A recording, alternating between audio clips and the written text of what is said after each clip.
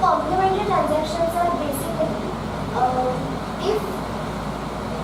if a message was intended to land on added state of person B, message was coming from A person's added ego state and which was supposed to land on this ego state of person B, and response comes from the same ego state. Now these conversations become complementary. Basically, in short, when these lines are parallel, this is called as complementary transactions. Okay, so this can be like this: child to parent, and response comes from parent to child. Okay, for example, this is a wife and this is husband. So if wife says, I think we should distribute our house work because I have a lot of workload in the office. Okay, so this is a clear message which is coming from added ego state of her wife. So husband responds like, okay, I think we should distribute our house work. I'll help you with the dishes. Same response coming from husband's added ego state. So this becomes complementary. In such conversations, most of the times these conversations are healthy, but it is not necessary or it is not compulsory that this type of conversation will always be healthy. We will talk about it later. So such type of conversation are complementary transactions. We call these transactions as complementary. Now let's discuss another example. If there is an event, for example, and wife is worried about the event, she is very stressed, she is anxious, so she is coming from her child ego state. And in such situation, her husband takes care of everything. Her husband calms her down, he supports her. Now he is operating from his nurturing parent ego state. So this conversation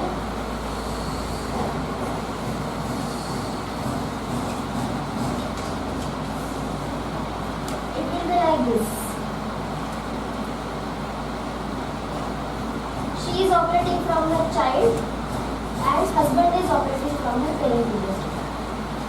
But what will happen if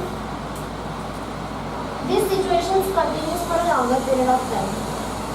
It will be very strenuous for the husband because it is not possible to take care of someone constantly, and he is only playing a parental role and she is becoming stubborn day by day. So this will lead to conflicts some or the other. So this is not a healthy conversation. Although this is complementary, but we should exchange our roles and we should be oscillating between these ego states according to we have to identify first from which ego state other person is coming from, and according to that we adjust to our ego states. Okay, so adult to adult is most of the times it is a healthy transaction. Okay, so therefore most of the social situations when we are expected to behave like an adult, most of the times we operate from this adult ego state and we expect responses from this same ego state. Okay, so such type of conversations are complementary. Now the second type is uncomplimentary.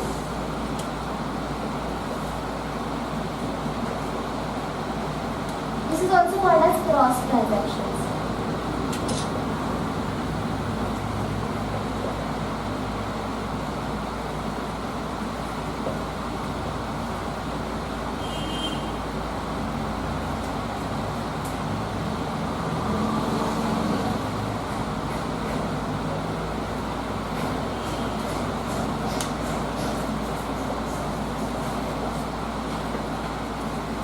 Now, cross transactions are basically like this. Means person A is coming from parent ego state.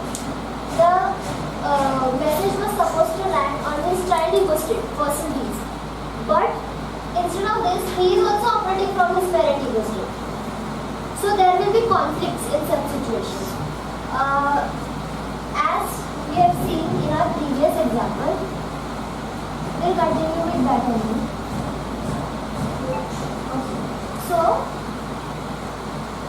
wife and he is the husband. Okay. So wife says, I need your help in our housework because I have a cow. So this was intended to land on added ego state. But here husband is not responding like his previous response. If he says something, you don't tell me what to do. I know what I am doing and you do your own work. You mind your own business. Here he is coming from parent ego state. He is criticizing his wife's comments basically. So he is operating from parent, which is landing on wife's child ego state. Okay, so there is a cross. So this will lead to conflicts. Or if husband responds something like, you always criticize me for whatever I do and you are never satisfied no matter how much I help. Here, husband is operating from his rebellious child ego state. Because he is complaining, he is trying to challenge me. This will also lead to conflict. This conversation will become like this. Okay, so such transactions when there is which are not complementary to each other, which will lead to conflicts most of the times. Okay, should we move further? As you understood.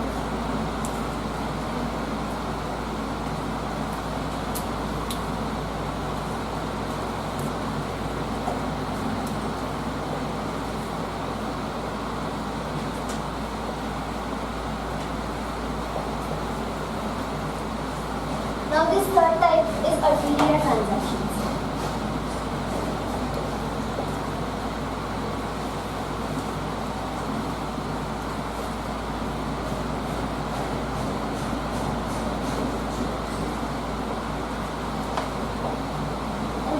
I'll directly give you the example.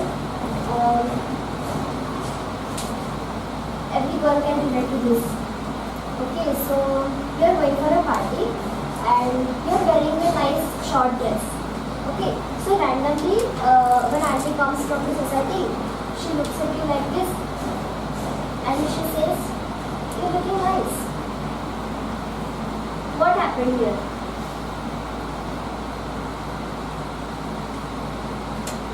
The compliment was not compliment. Exactly. So if we say message is like this, that you are looking nice, but there was a hidden message behind it. What was that message? How short your dress is. Exactly. That message was your dress is too short. So in such type of transactions, there are always some hidden message behind the actual message. That can be sarcasm or taunt, anything. So let's discuss another example. Some student is late for his class and the class has already started. Okay, so teacher asks him, what is the timing? What happened here? It was a taunt for the student. It was an indirect question. Exactly. Asking about the time. Why are you doing that? So this is also like this. If we say, question is very simple, what is the timing? He can say it's 12:15. But that wasn't the actual question. Actual question was, why are you late? Or you are late. She is trying to say this indirectly. So such transactions are called ulterior transactions. Okay. So have you understood this concept of transactions or do you have any doubts?